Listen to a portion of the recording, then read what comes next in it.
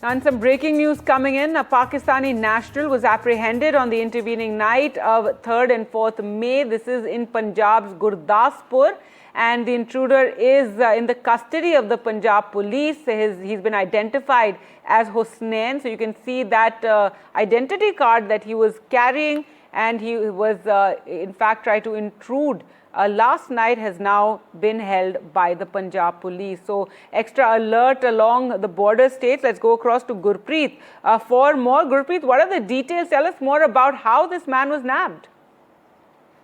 Well, what we have learned, our forces were on high alert, and suddenly they learned one Pakistani intruder identified as Hussain, son of Muhammad Ajmal, arrested by Punjab intelligence in Gurdaspur while attempting to cross Indian territory last night. So all these angles are being probed by, and was the reason to cross the border, and multiple agencies are investigating from all the angles to find out exact cause of his entry into this Indian territory, because we have already seen that the situation is very volatile, and all the forces were extra alert when they learned some Pakistani intruder. He was trying to even enter the jurisdiction of Indian territory. So at that time, immediately he was being caught, and now multiple investigating agencies are investigating him and interrogating him to find out what was the main cause why he was trying to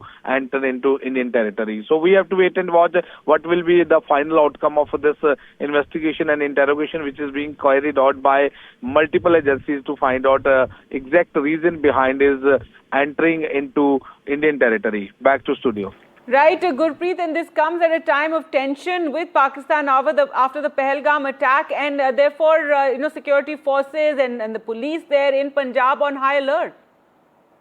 Well, of course, the police as well as the forces, they are already on high alert. We have seen the Punjab police had also nabbed two of our spy who had given a vital information to the agencies across the border. So that has already been interrogated and investigated from all these angles, the way the tension is already going on between both the countries.